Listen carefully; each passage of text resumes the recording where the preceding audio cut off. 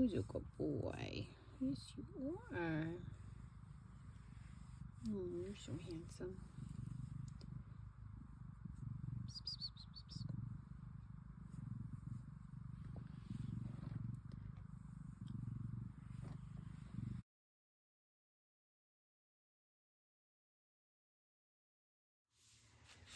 Hi everyone, Jackie Hay here of Hay Hay Creations. Welcome back. It is day 8 of my daily vlog challenge, and I thought it would be fun to do a little drawing video with you.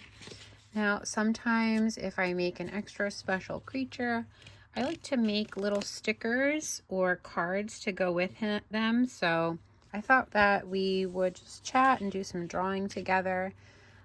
These were my original designs for the love buckets. So yeah, I took the tins that I had with the little hearts on them, and I was trying to decide what would the creatures look like that lived in those buckets. So here are just some of the examples of the designs before I came to the final idea. And here is an example of one that is finished, and I'm going to be using him as my model for the stickers because he is probably my favorite of all the different designs that I ended up sculpting. He does remind me of like a blobfish, and I just think he's really cute. So I figured I would turn to a blank page and draw him. Okay.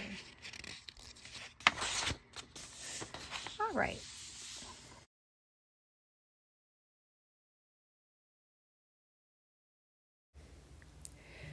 Okay, so I'm going to be working on this drawing, and the way I like to start is with something called a gesture map. So I'm looking at my model and I'm just putting down the basic shapes of my creature.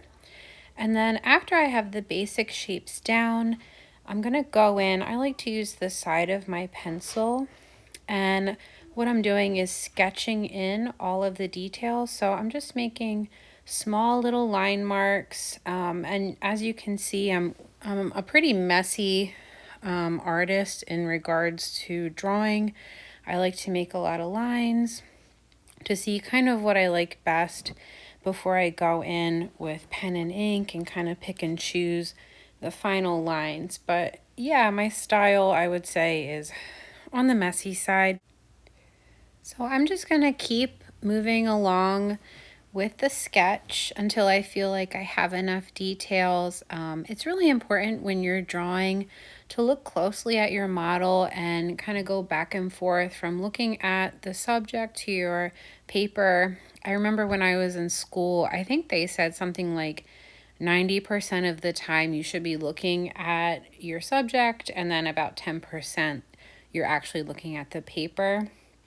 I'm taking some liberties by adding some larger hearts to the bucket and making it a little bit stylized. I don't want this to be like something super realistic. It's just a fun little extra thing I like to add to my packaging.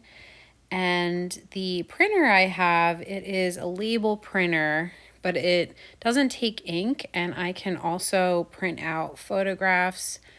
So that means anything I draw, I can just make a quick sticker instead of just printing labels. It will print lots of different things. It's really cool. I think most label printers do this.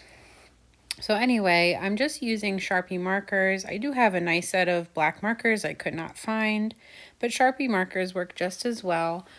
And I'm going in and I'm just kind of picking and choosing the lines that I think work best for the drawing.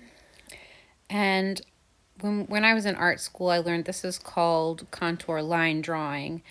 And, you know, I'm, again, kind of messy. So traditionally, this is supposed to be something that's done with like very clear lines. Even my contour lines are kind of sketchy.